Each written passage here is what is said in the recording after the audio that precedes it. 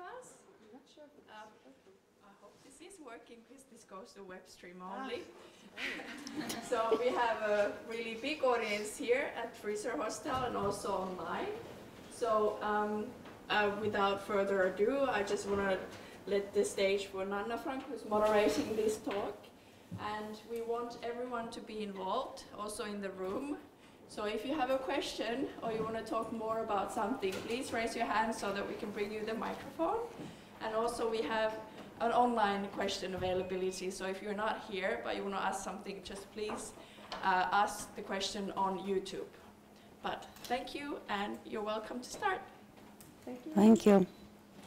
So, welcome everybody. I hope you can hear me or hear us.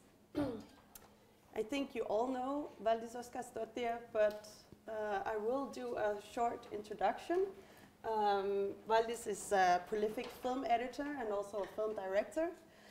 And she has a long and very impressive list of films on her CV. Oskarsdottir graduated from the Danish Film School as an editor in 1991 and has since worked with renowned directors such as Thomas Vinterberg, Gus Van Sant, Harmony Korine, Søren Kragh Jacobsen, Michel Gondry, and actor turned director Ryan Gosling for his debut film Lost River in 2014. She worked with all the Dogma brothers on the TV experiment D-Day in 2000. And of course, she has loads of prizes, won a load of prizes for her excellent work. One of them being a BAFTA in 2005 for Gondry's film Eternal Sunshine of the Spotless Mind. You might all know that the Dogma Manifest, or Dogma 95, in many ways made Danish cinema resurrect from the dead and made it really internationally important. And you were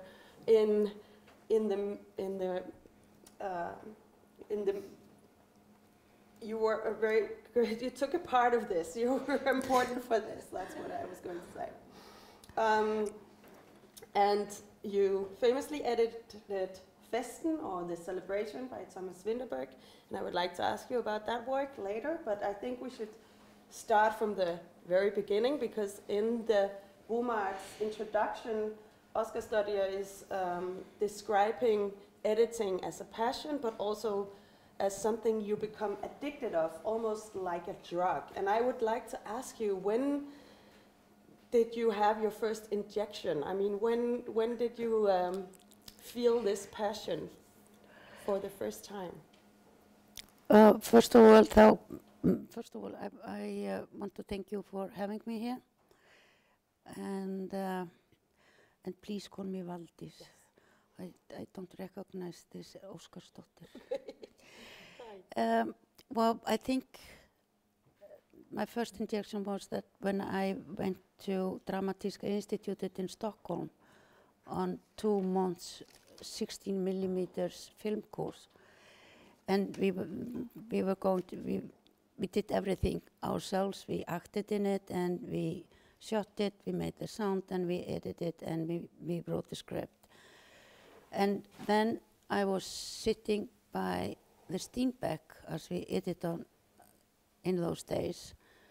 And after I started to work on it, I felt this is what I want to do the rest of my life. But before that, I had been, that was it. And what was it that made you fall in love with this craft and not all the others that you were in touch with during that course? I think it was the storytelling, and making it out of pictures. That was that. Yeah. I felt for.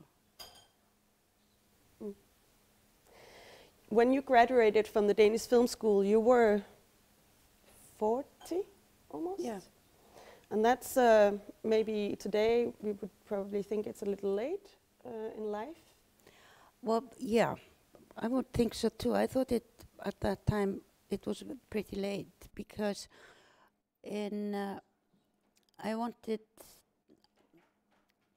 I sent in an application for directing in '74 to the Dramatiska Institutet in Stockholm because I didn't know about the Danish Film School.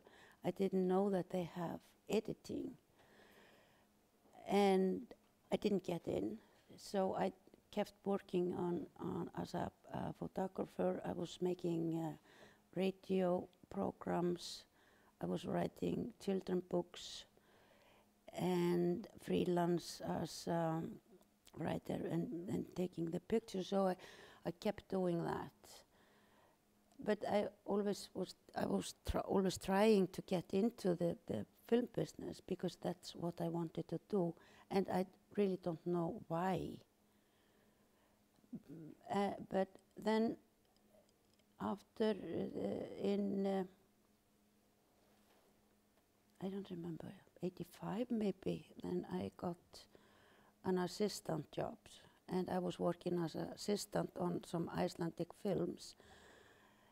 And I was always an assistant, and sometimes I was allowed to edit one scene or two scenes or something like that. Otherwise, I was just, in the old days when we were using the Steenbeck, you know, and the film was small like that, and I was taking care of the frames that the editor cut out, and I have to put it in, and when he said, "Oh, I need that frame again," then I just have to find it and reach it to him.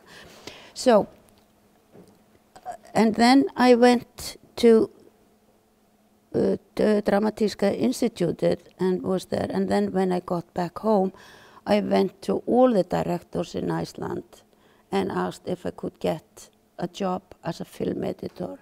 And they said, "Why? We just do it ourselves." So I think that the reason why I was so late, it took me such a long time. It took almost 15 years to get where I wanted to go. And in the end, I just kind of gave up and said, "Okay, this is it, just forget it." And my mother always said, when I was talking about film business and all that, she always said, "I don't understand it, Valdis. Why can't you just get a job in an office and work 9 to 5 as normal people?" I couldn't. And anyway, so then I decided that I would give it up, and I was hired as a news photographer at newspaper. And I think that I had been working there for a week when I got a phone call from Icelandic director, and he said, "Hi Valdis, look, I'm going to shoot a film in a week. I need clapper and loader and still photographer. Will you take that job?" And I said yes. And then I went to the editor at the newspaper and said, "Sorry, I'm quitting the job." I started there as a assistant, and then I went on a I worked on the set, and then I went into the editing room as an assistant, and then in the sound. And then I got another one, and then I got another one. And then one day I thought, okay, maybe this isn't working. I'm always going to be an assistant. And I remember, do you really want to hear the story? Yes. Okay. And then one day I was working with an Icelandic director as an assistant, and the editor had to go out. And I had done everything, cleaned the room and marked all the frames and all that stuff. And I got bored, and after I'd sit there for a while, I thought, okay, I'm going to take takes that they are going to use and cut it. So I went into a drawer and took up one scene and started to edit. And then I was editing it and was quite happy. And then all of a sudden the door opens and the director came in and he said, Valdis, what on earth are you doing? And I thought, this is just nothing that you're going to use. Okay, good. So then I was so lucky. I was working on an Icelandic film called Stella in Orlofi.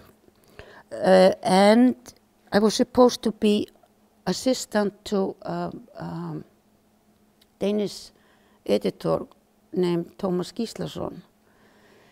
But I hadn't finished Stella on vacation, so he got another assistant doing all this frame stuff.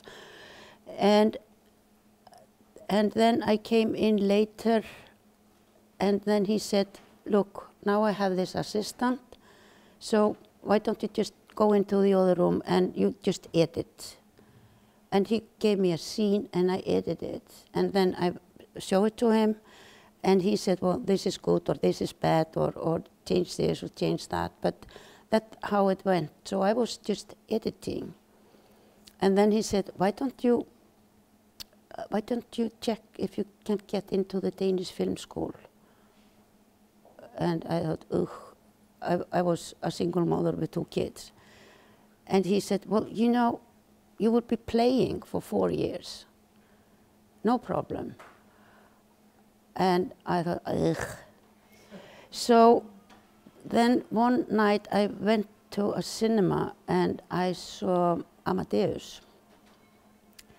And I remember it that I sat and watched the film, and then when I came out of the cinema, I thought, I'm not going to be like this Salieri guy. And I applied for the Danish Film School and got in. That is the post-production of my editing life. No, pre-production, yeah, sorry, yeah. But, and then you entered there, or you started at the Danish Film School. What was it, 4 years of playing, or what did it mean to you to be there? And honestly, yeah, it was extremely boring. Yes. Yeah. Why? Just you know, it was. Well, maybe look, I didn't understand Danish. I thought that I would be okay because I spoke Swedish, and I understood Swedish, and I could read Danish, and I could talk Danish my Icelandic way. But then when I got into the film school, I didn't understand a word. But the first 4 months or 3 months, we were just doing everything else except for editing.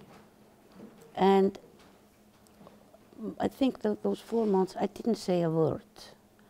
I sat there and listening, and what helped me also was that I've been working on production, and I knew what they were talking about. And I was with Ingibjörg, who was sitting there. She was at the same school. And I think that the school was as boring as, wasn't it? Yeah, okay. Well, anyway, so, you know, when we had a lecture, and sometimes, and we were in the cafeteria, and I remember I chose to sit on the floor and with my hands like that between wood, and then I slept. And so I slept through but I learned Danish. That's actually what I did during the film school. I learned stuff. Yeah. But I think that what I learned 4 years was a long time. Mm. And I think also the way that they treated us, editing, sound, camera, maybe not producers, but it was the directors and everything was based on the directors. The directors were here, and we were there. So in that way, we didn't get any exciting teachers or mentors or anything. So, but what I think I learned most of in the Danish film school was that Thomas Gíslason went to America, and he interviewed the biggest editor, like Didi Allen, Thelma Schoonmaker, and I don't remember his name, Walter Mudge, amongst others. And then he came back to the film school, and the students that were on the editing line, we were allowed to cut it. And I was so lucky that I got Didi Allen. And I sat with her interview for 4 weeks. And in those 4 weeks, I learned more about editing, how to proceed the material, and everything than I learned for the 4 years at the film school. Wow. And she became my mentor. She became your mentor? Yeah, but I never met her. Okay. I just watched all her films, and I listened to everything that she said, and it was like 40 or 50 minutes interview, but I got like 2 or 3 hours. Amazing. Yeah. But you must have, you must have met some people that you then worked with, and of course I'm thinking about Winterberg, because you edited his debut film, De Største Helte. I have no idea what it's called in English, I'm sorry. And well, I came up, well, he had finished the film, and then he wanted another run on the film, and the editor was going out to work on something else, so I took over and finished the film. And because of that, he asked me to come and work with him on Festen. Yeah, and the celebration obviously meant a lot to Danish cinema,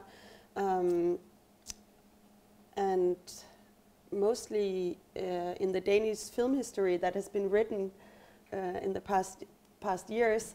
Mogens Rukow and Thomas Vinterberg have been, taking all the credits, I would say, for the film. But I also know that a lot of things happened in the editing room, or that you were part of constructing the film, or is that a rumor? Well, that always happened in the editing room. I think there is very few film that turns out to be like the script. It's always something. And I remember when we had done the first cut of the celebration at the end of November or the beginning of December or something, then we show it to the Film Institute and to the producers and some distributors, and they watched it and they were kind of shocked. They said, "This is never going to be a film. Who do you think will get into the cinema and watch it?" Wow. That was the beginning, and then I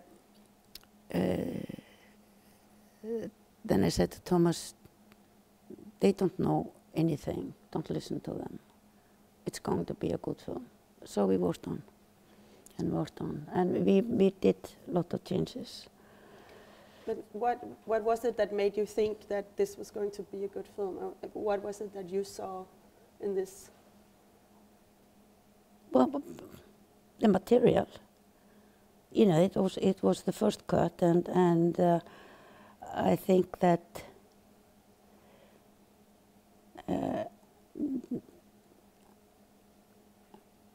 I think it just I was sure it could be a good film.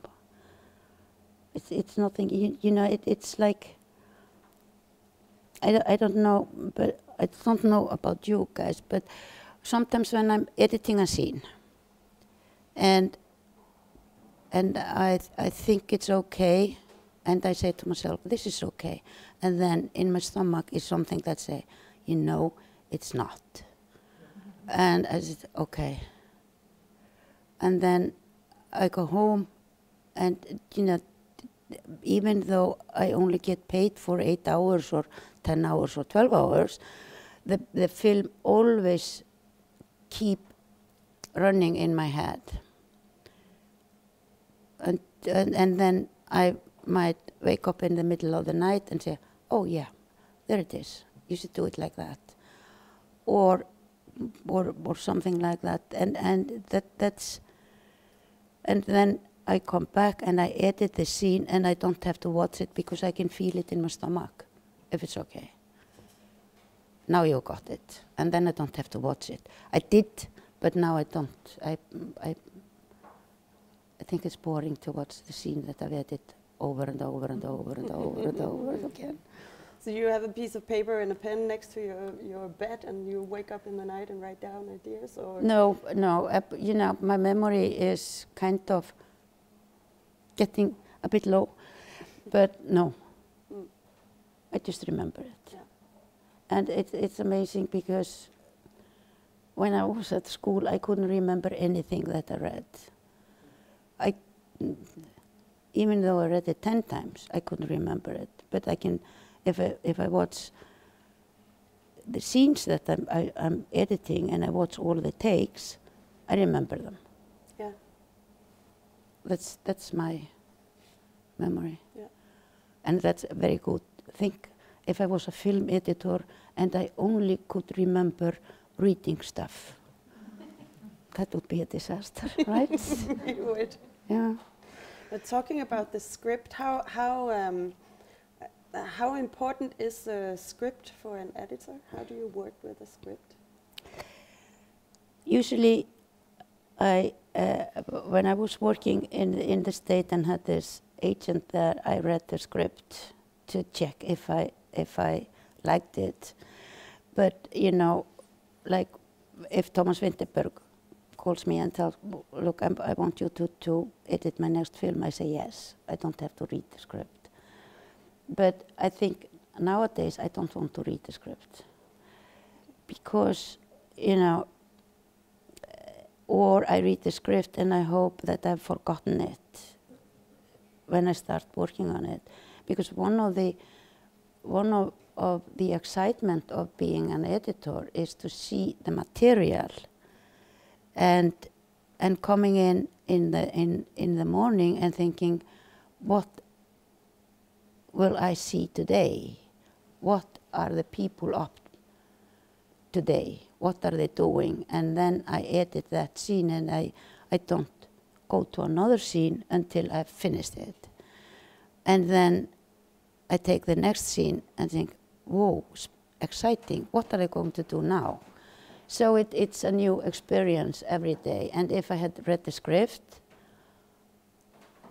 then it's not as exciting. But have you ever then changed the story from the original story that was in the script? Yeah. Yeah. How often does that happen? Most of the time, I think. Mm.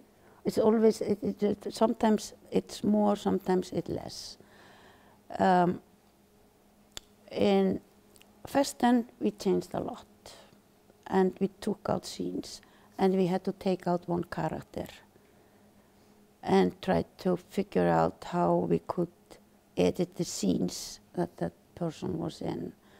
But it was I don't know if you remember Festen that well, but that was Christian's friend, female. And when people watched the film, they thought it was his fiancée. So we have to take her out. And we did. And we had to change the beginning, we changed the middle, and we changed the end. But not necessarily in that order. That's good, I would say. No, but you know, it's also that I think there's a difference between a script and the material that you get into your computer. And because sometimes you can say, okay, first part of making a film is writing a script. And the better the script, the better film you get. You can't get anywhere with a bad manuscript. Forget it. If your story doesn't keep the structure, the investment in the characters, and you can fix pace in the editing room, and you can make new scenes in the editing room, and you can look for best performance in the editing room. But in the end, if it's not a good script, it will always come through. It's not a good script, it's not a good script. So when you have the script, you go out and you shoot the film. And then you can't take the script as some Bible. Because when you're out there shooting, it might be, you might have to change the scenes. You might have to move them to some other place or whatever. And then when you get into the editing room, then you totally have to forget about the script. And that's why I don't like to read the script. I don't like to be on set. For two reasons. I don't want to know how the location is. And because then I have free hands if this works for me. And then maybe the director comes in and say, no, it doesn't work because he doesn't come into this door. He comes in through this door. And I say, I don't know. It works for me. And also, there's one thing that directors like grab to, and that's one thing, and it's a sentence I hate. It's not like it was thought. And you can't use this sentence because, first of all, I have what's in the computer. And if the emotion that was on the set is not in the computer, they're not there. And also there's a difference being on location where you have all the stress, you have the adrenaline, everything is like up here. When you sit in the editing room, it's dead quiet. There's nothing there except what you have up on the screen. And if it doesn't come through to me through the screen, it's not there. So saying that sentence, it's not as it was thought. Then you can answer, yeah, well, maybe then you should have shot it that way. That's one question, yeah. And also another thing that I hate with directors, and if you're arguing with them, and you're arguing, look, when you're editing, you get into the characters, you get into the story, and you care for the characters, you care for the story. And that's the only thing that matters. You have to be loyal to the story, and mostly you have to be loyal to the characters. And you get to know them better than your family, and you are spending more time with them than you, and maybe if we say it takes you 6 months to edit a film, in these 6 months you spend more time with the characters in the film that you're editing than you spend with your family in maybe 2 years. So you know them in, out. And you also kind of, you can say, the character doesn't say sentences like that, or he would never do that. And then you cut it, and then the director comes in and say, no, I don't want to have it like that. And I said, why not? Because it's supposed to be like this. And I said, no, she would never do this. Why? Because it's not in her character. And then the director might say, look, I'm the director, I decide. And that makes me kind of mad, because it's,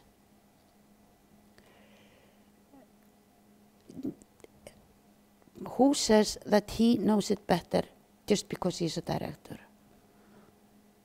It's also another thing. I feel like that I'm talking in all over the place. Okay, my son says it to me, Mom, you always talk in circles. So if I start to talk in circles, you just raise your hand and say, you're talking in circles. Anyway, what was I saying? Yeah, what were you saying? You were talking about another thing that you hated about directors. Yeah, why would he know it better than the editor? And also, if he knows it so well, why doesn't he then do it himself? And if you get an editor on your film, that must be because you need to have someone with fresh eyes. And you need someone that hasn't been sleeping with the material for 3 or 4 years. Something that has nothing to do with all the pain that you've gone through, the problems on the set, or whatever it is. And then,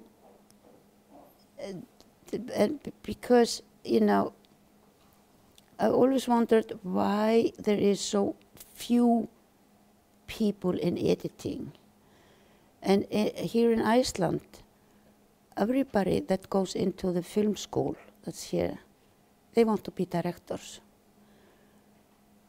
Very few wants to be working on sound, more on sound than in editing. And I think that it's kind of a misunderstanding there, because the story or the film is made in the editing room, and the director is not sitting beside you telling you what to do, because when you're cutting the first cut of the film, the director is on location. So you decide how you build up the scene, who's going to be in the picture now, who's going to say this now, is it going to be a slow conversation, or do you want to do it fast, or something like that. So when the director has finished the shooting, he takes 2 weeks off, and then he comes into the editing room, and he has the first cut of the film. So I think that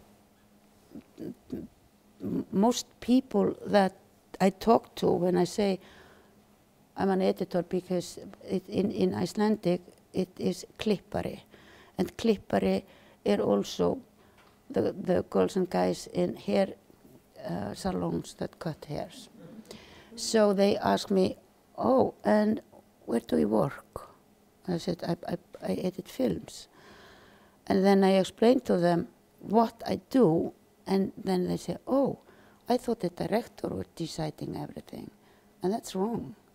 And I think maybe that's why so few people go into editing, and maybe also because few people go into sound, because they think always that the director is sitting telling them what to do, and that is the most stupid things that directors can do. If you hire people, you hire them to expand, not to just do as you are telling them, because doing that, you are just killing their creativity. They have absolutely nothing. So I've sometimes been in the situation where the director is telling me what to do. And then I just stop thinking. I can't just think about something else and just wait him for tell me where to cut out and where to cut in. But can I ask, are you fighting a lot with the directors you work for? Or quarrel or discussing? Yeah, but I guess that I fight because if the director doesn't come up with a brilliant idea, something that tops my own ideas, I don't think it's a good idea. He have to do much better than I do then. So it's always an argument, but you know, most of the time, like I explain to them why, and some of them say yes, okay, or some of them said no. I remember when I was working on Finding Forrester with Gus Van Sant, he was sitting in the editing room the whole day. Most of the time he was there before me, and he sat on the sofa, played his guitar, or was in his computer. He never interfered. He never said anything. I worked on a scene, and then when I was finished, I turned around and said, okay, should we look at it? And then he looked at it, and then he said this or this, and could you change this, and I did that, and then I started on the next one, and he just sat there, like a, yeah. And did you like that? Was that a nice way to work with a director? Yes, it was really nice knowing that he was there if I needed to talk to him, but not telling me, I don't think that you should do that. I think that you should cut there. I think you shouldn't do it like this. And hearing stuff like that all the time, it just said, okay. And what was your experience in working on Eternal Sunshine? It was 9 months. Yeah.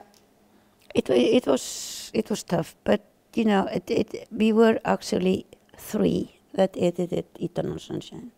I didn't do it on my own, and I had an assistant that I had worked with on Julian Donkey Boy. Then he was with me on Finding Forrester. I was his consultant when he did Harmony Corinne's film in, oh, I don't remember what the name is. Anyway, so Paul Zucker was with me from the first day on Eternal Sunshine, and then later on I got another one, Jeff Werner, and the 3 of us made the film. It was not me alone. And they were hired as assistant, but in the States everything goes out what credit you get. So they got additional editor. And the post-production office, the head of the post-production, Mike, and his assistant, and those 3 guys, and then Charlie Kaufman, Anthony Bregman, and Tim Seamus, Focus Feature. You know, they were extremely good support, but it was, you know, it was difficult because the script was great, and is great, but when we had got through the first cut of the film, there was stuff that people didn't understand. There were stuff that were too long. There was stuff that was something wrong, and blah blah blah blah blah.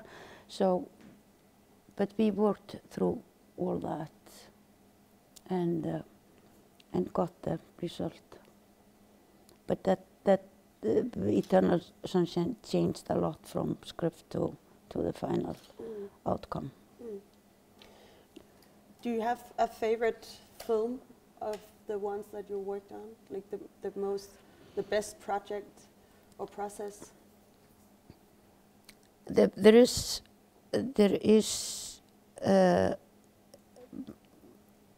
I like films that are not like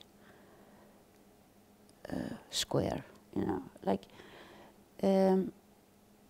or straight stories. I like Eternal Sunshine. I like that. I liked Festen because he was kind of crazy as well, and I think that is Julian Donkey Boy that I made with Harmony Korine was.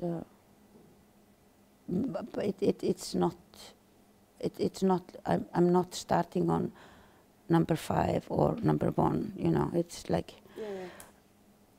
It's Julian Donkey Boy, Festen, Julian Donkey Boy, Eternal Sunshine, Icelandic film called Excel, and then a film that I was working on with my co-editor Siggi, a film called Bolden.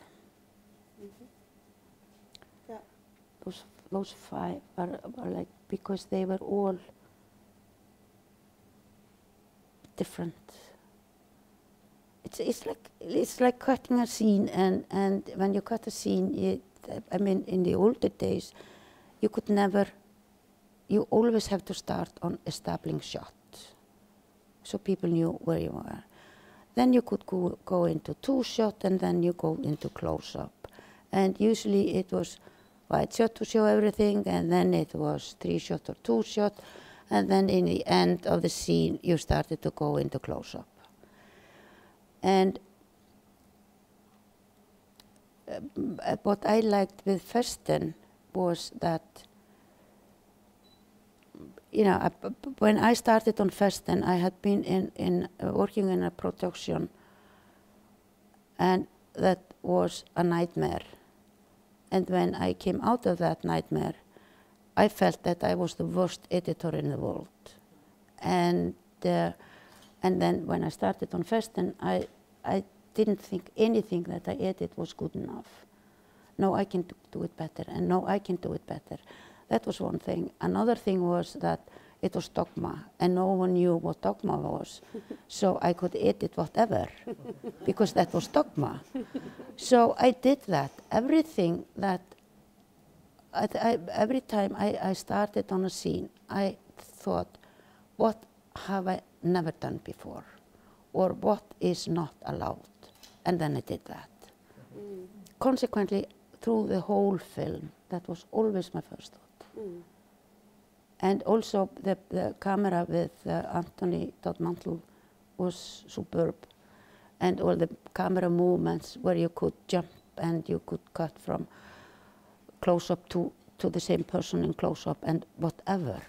It was hard time. We worked long hours. And Mogens Rukov often sat in the editing room with us, smoking his cigarettes at the same time. Yeah. And it was very intense and exhausting, but it also, you know, films, they can drain you from all energy. And I've been working on a film where I was crawling out of the editing room at the end, and I was never ever going to edit a film again. And then maybe after a month or so, then that's being a drug addiction, you know. Then I needed to go back into the editing room, and even how much I hate it when I go out from one film, after a while I'm just going like this. Yeah. So, when are you the most happy doing a project?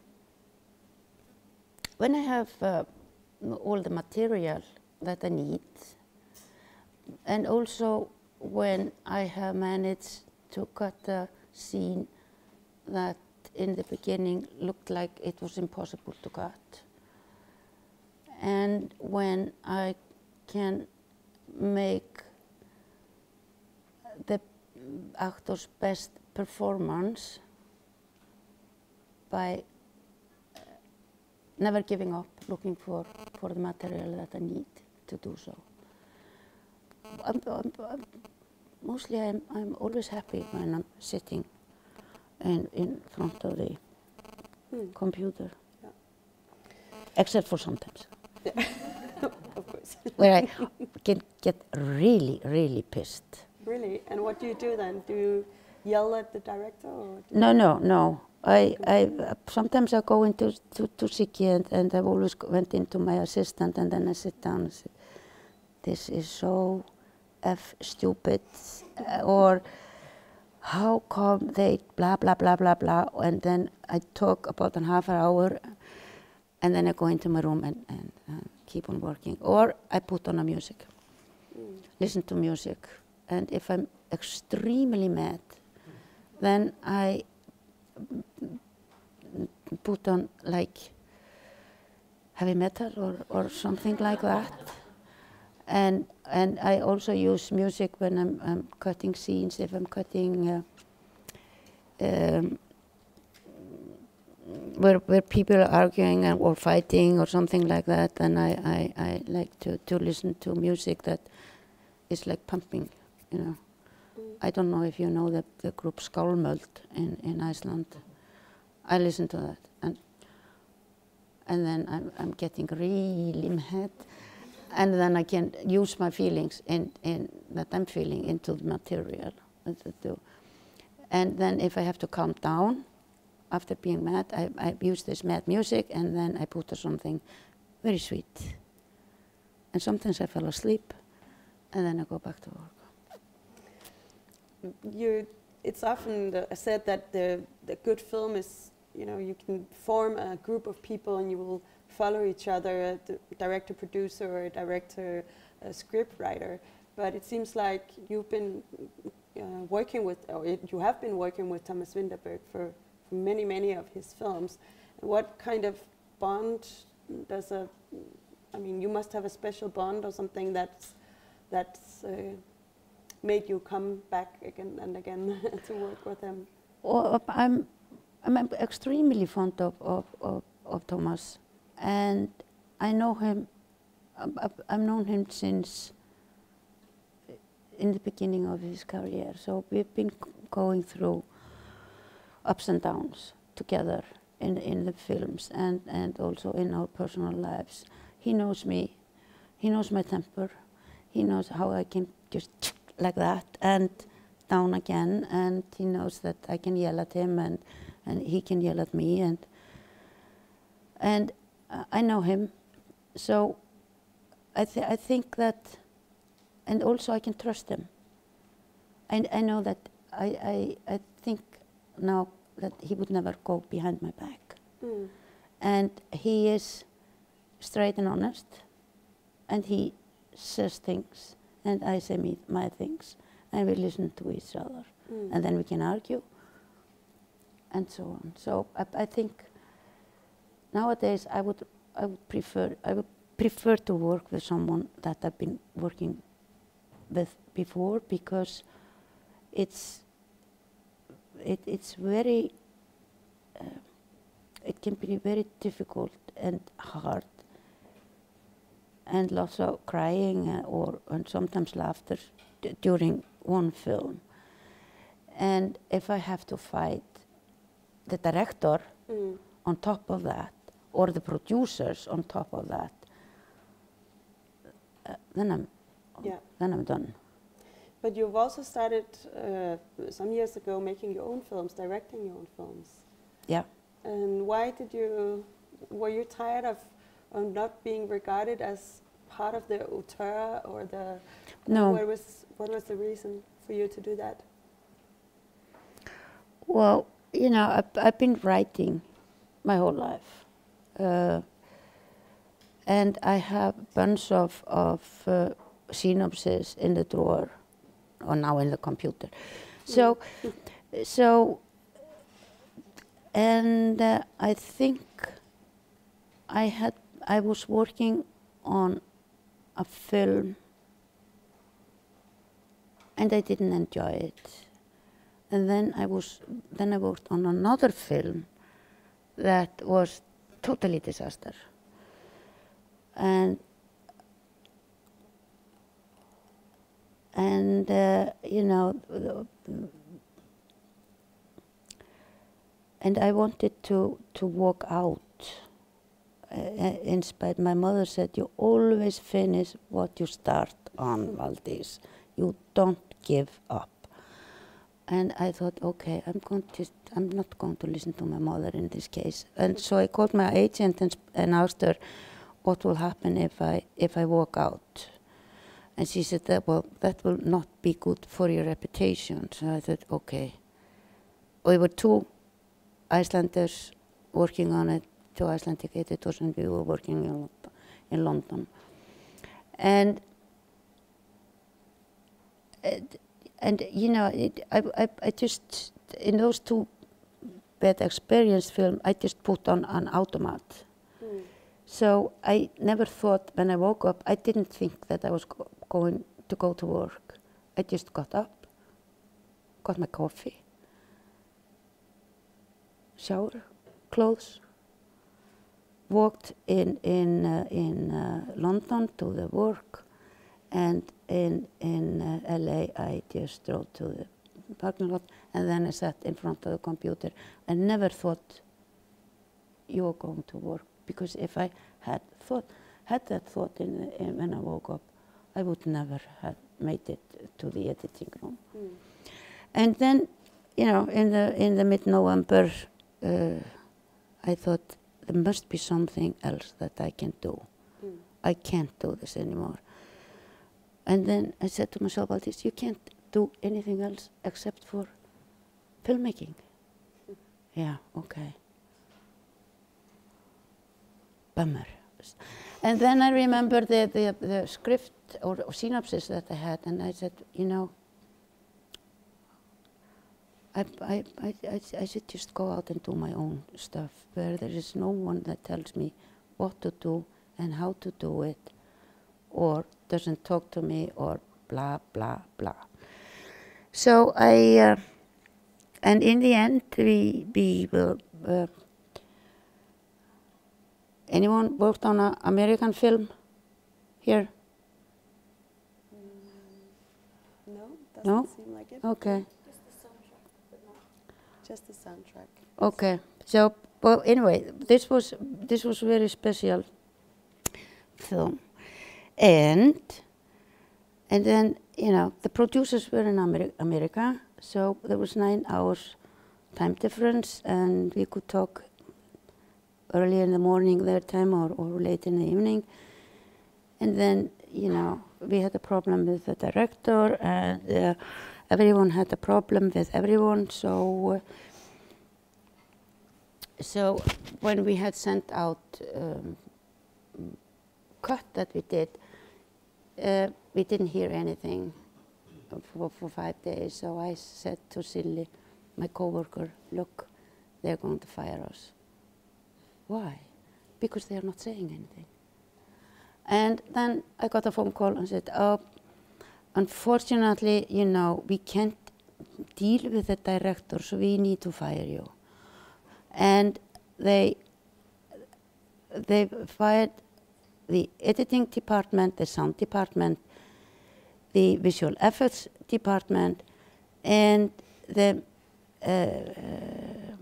composer, because they couldn't deal with the director.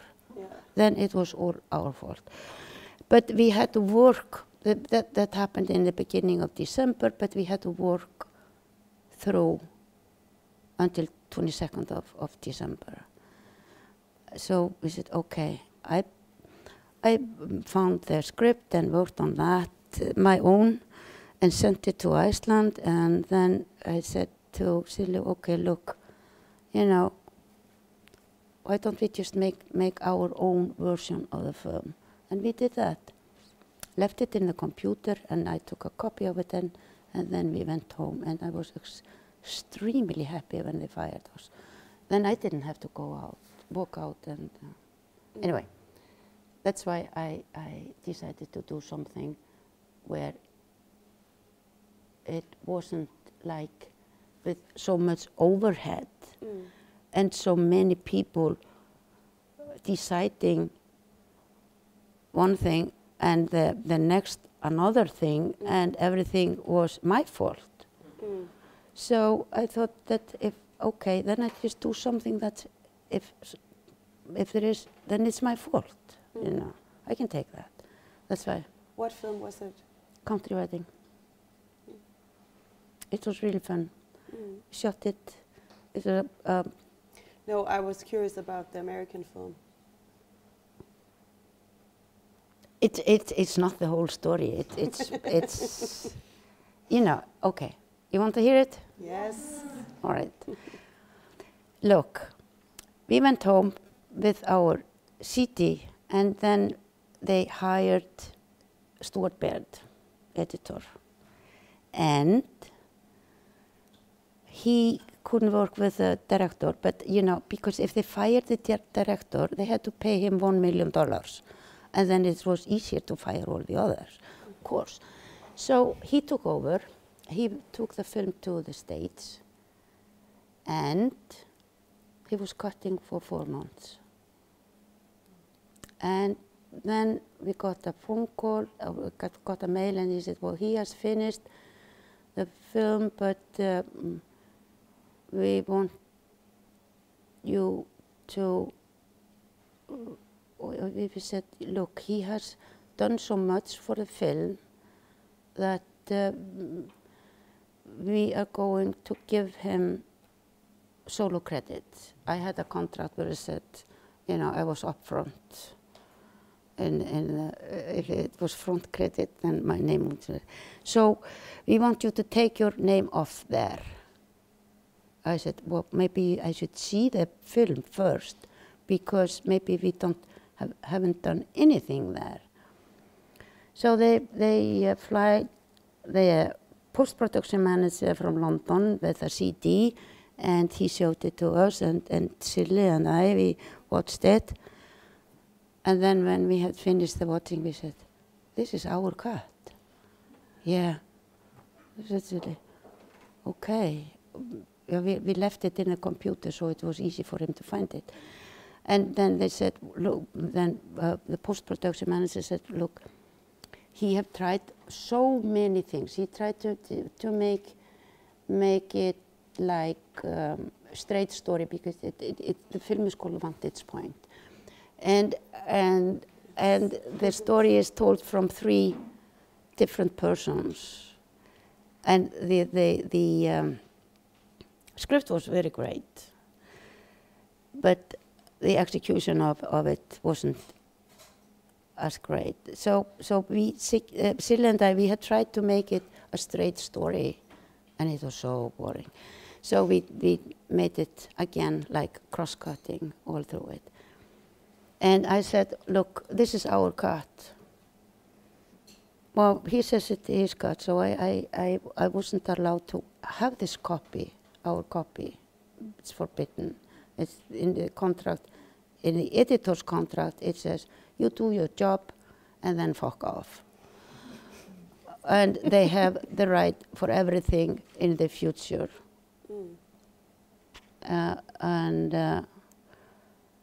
In the universe. So, and then, you know, it was like, I said, no, I won't take my name off the film. It's my edit in there. Yeah, well, look, if you don't take your credit off up front, there will be no place for your crew in London at the end credit. And if you can't say, I worked on this film if you're not if you don't have credit on the film. And the guys that had been working with me, based in London, they had to have their credit for the film, otherwise it was like they have never worked anything. So I said, okay, then make sure that we get credit at the end, and they get credit at the end. And they got it. And he got solo credit for it.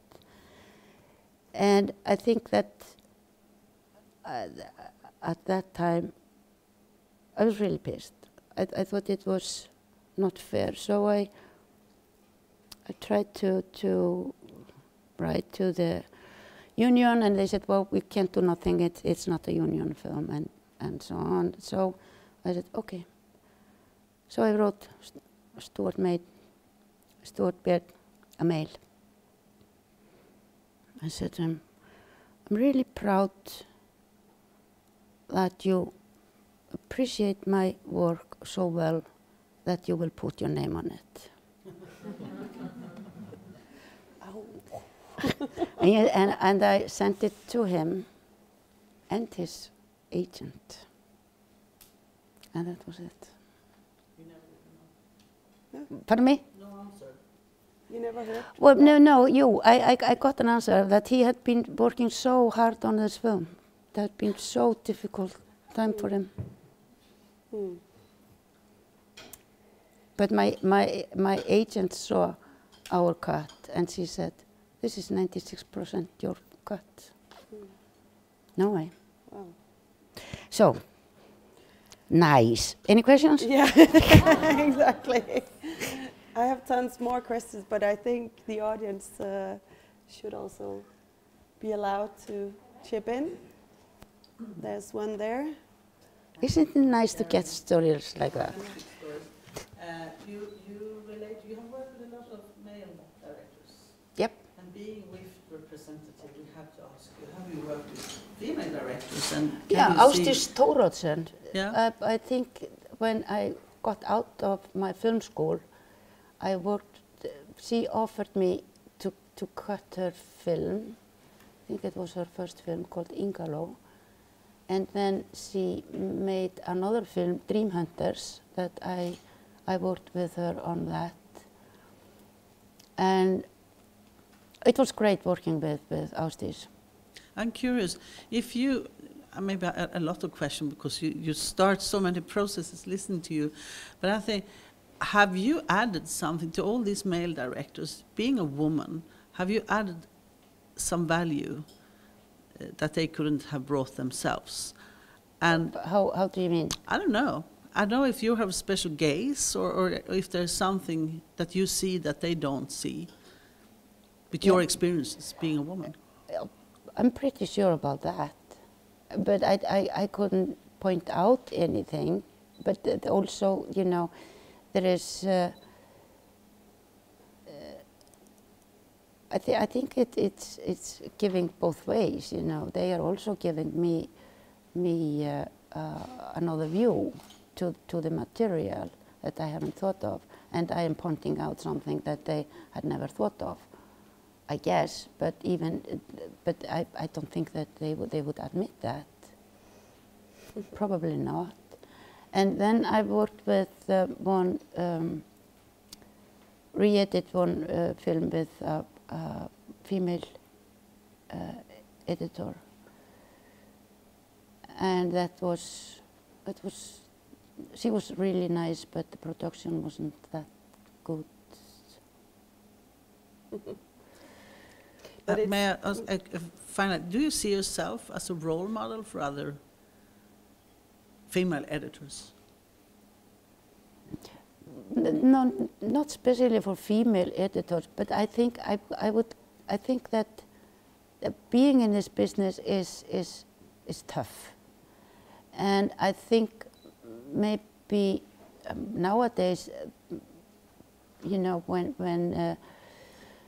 I was starting out, the DPs were male, but they are not male. The females are taking over that. There are also females in the sound and sound camera. Not very many. Still. No, not that many. But in a way, it's. I think that you need to have maybe more aggression in yourself as a female than you have. What need because of what? If you want to go on in this business, if you want if you have put you have set your goal and you want to go there, but it's a struggle, and you have to realize that from the beginning, that to get to this goal you have to sacrifice lots of stuff, and then it's a question, are you ready for that? What have you sacrificed?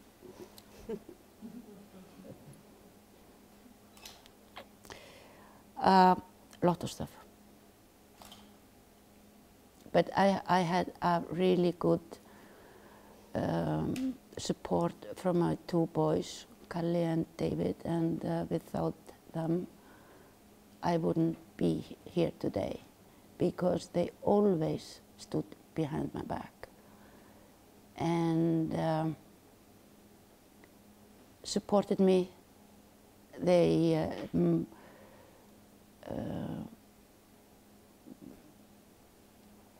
wrote the script, and David, the younger one, he was traveling with me a lot and lived with me when I was in Denmark, and I took him into the editing room and asked him what he thought, and I still do that, because I know that he is not saying something nice or saying something to please me, because I don't, and I don't have any use for that if I'm asking for advice or what do you think, do you understand it? And also my two sisters, I use them, and they have learned that they are not supposed to be polite. We are not in a tea party here. So it's. I think that if you being on your own, and I think that is also for male, but maybe more for women. It's this, like I said, what are you ready to sacrifice, and also have a backup. To have someone that always stands by your side or behind your back and telling you, you can do it, you can do it. Because it can be really hard saying it to yourself, you can do it, you can do it. You may be standing there and you've been working for 12 hours and you've slept for 4 hours because you've got nightmares of editing that doesn't work. And then you stand in the morning and you're going to do something and you say, you can do it, you can do it. It doesn't help you. Mm. You also have to believe in yourself and telling yourself, I know I can do it. And even though people around you shake your head and say, well, she's never going to do it. As long as you believe it yourself, you can get there. But you have to believe it yourself. Any other questions? And also, if you have a dream or of something, then fight for it. No one is going to knock on your door and say, hey, I heard that you wanted to do this. Come on, I do it for you. No one. So do it yourself. Okay. There's a question here. Yeah. Hi. I was wondering, is there a dream or a mission or a project that you're working on now that you've been wanting to do for a long time, maybe? Or that you're going to do at some point? Yeah, I'm actually writing 3 scripts, and I'm not going anywhere with them, because I think it's so boring sitting by the computer and writing stuff. I need to see the pictures, and that's how I made Country Wedding, because I travel around and I took pictures of the locations and had it in front of me, and listened to Emil Costa Rica's music from his film while I was working, and then I have, and also the problem is that I need to, if I don't work, I don't get any money. And I need the money. And then, you know, sitting, writing something that I will not get any money for, it's a luxury. And I can't work in the editing room for 6 days and then think, okay, the 7th day I'm going to sit and work on the by writing, because it's in front of the computer. Even answering mail while I'm working in the editing room, I consider it as a work.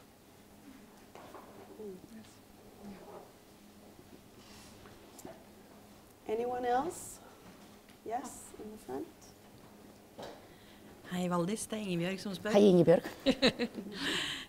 I'm just asking, are you sometimes involved in the production, the point where production design and even the camera persons, cinematographers, talk about a concept that can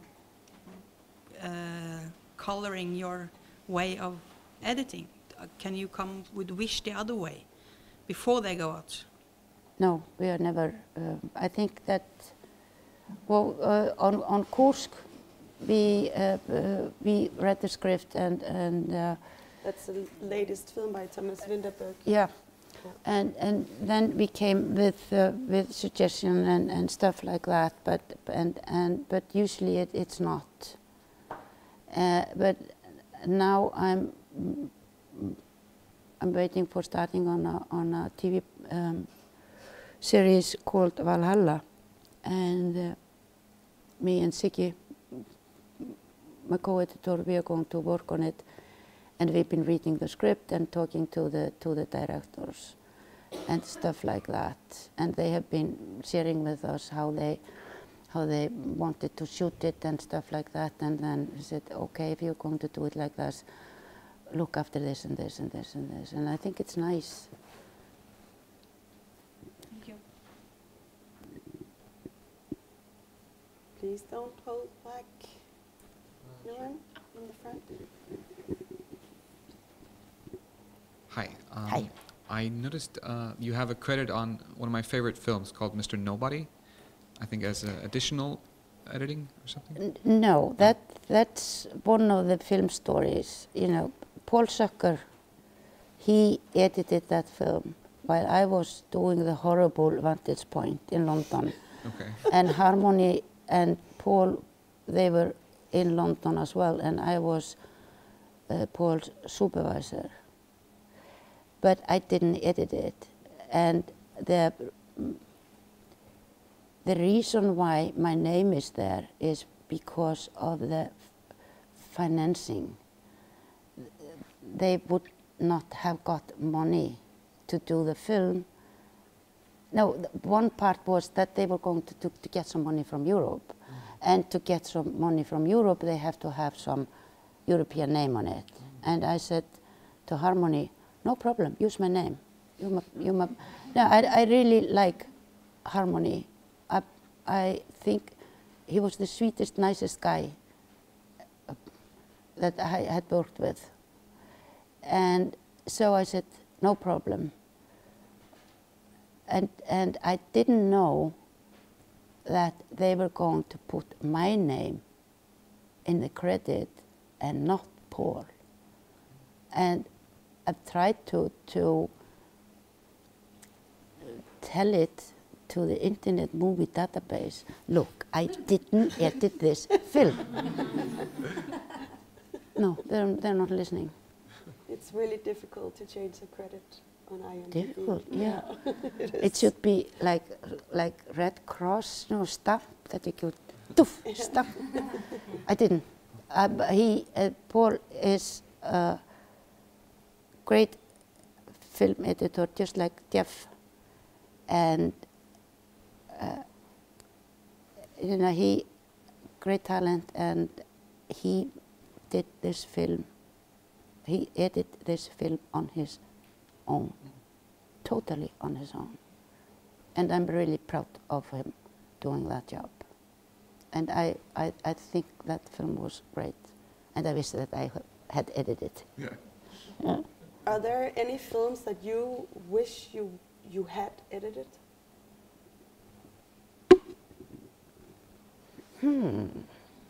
I've never thought of that.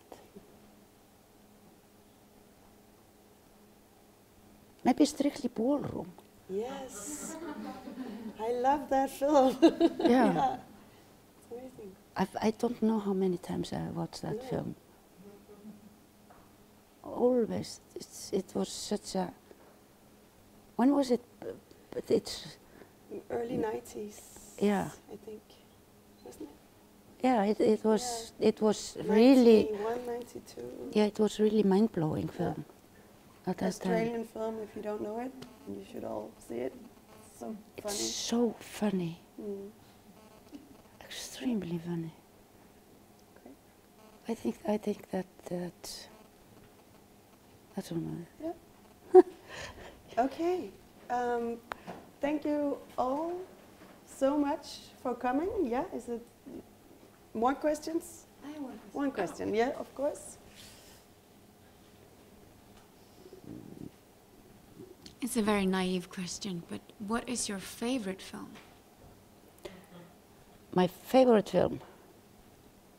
I don't have any. No, not necessarily that you worked on, but No, I general. know. There is lots of films that I like. You know, I like Strictly Ballroom, yeah. Memento, Emir Kusturica's films.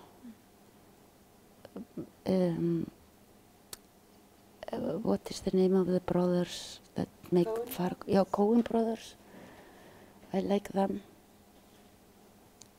And what was the name of the Mexican? Guillermo del Toro. I don't remember. He made something dogs. Oh, Amores Perros. Yes, yes, yeah. Yep, that was the film. Is that Cuarón, maybe? No, Yeah. that was the film. Yeah. You know, I have some films that I love, not that I wanted to edit it because I'm pretty sure that I couldn't have done it as good as they are. But you know, and films that Didi Allen have edited, has edited. Is there a film that you can watch over and over again? Strictly Ballroom. Sorry, you know, it's no, it's there are some films that some of them I have forgotten, and then I watch them again, and they are like new. But I usually I don't watch many films because watching a film the whole day, even though it's the same stuff over and over and over again, I just don't want to watch anything. But talk to me after I have checked in a week or so. Thank you. Do you have film that you can watch over and over and over again? Yeah, Paris, Texas. Ah. Soundtrack by Ray Cooder. I used to tour as a musician, and I used to put it on every single night before I went to bed because it created a routine Yeah. and sort of a sense of the same thing over and over, like living in the same house, but I didn't. I was in different places, so I thought perhaps you did something like that when you were working away from home? I listen to music. The same music over and over? Or? Yeah, no, it different. You know, I remember there is like one film has one kind of artist, and then I listen to that over and over and over again, and then I can't listen to it for many years. But I know. But I remember when I was in Copenhagen working, and I was biking to and from work, then I listened to music on my way. And I think it's really good to kind of prepare myself by listening to music. But Paris, Texas was a good film. Yeah. Yeah. Thank you. Yeah.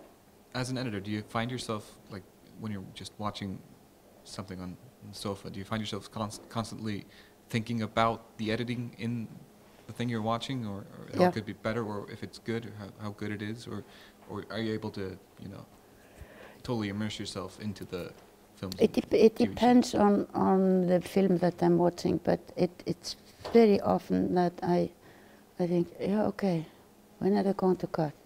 Yeah. Oh, they were waiting for this to happen. Right. It's something you can't turn off, right? Yeah. No, and that's also the reason why I stopped going to the cinema, because I wasn't going in the cinema to watch a film. I was just sitting there. Oh, nice edit. I could use that sometimes. And then I go into the story for 10 minutes and then, whoa, like that. But it's sometimes when they grab me and keep me. The last film that did that to me was Black Swan. And then 2 Icelandic films that I saw recently by women. No, one of them by women.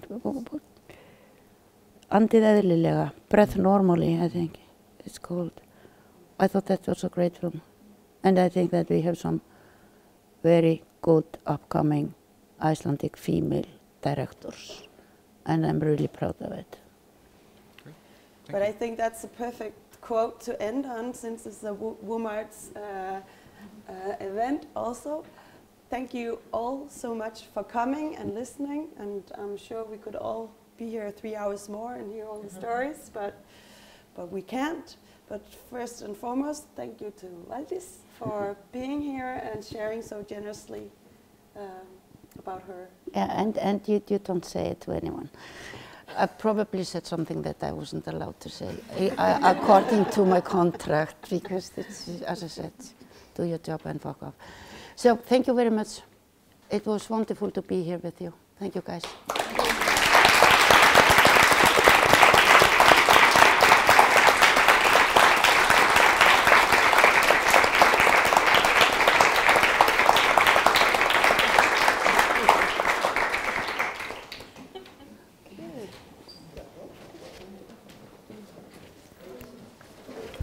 I forgot to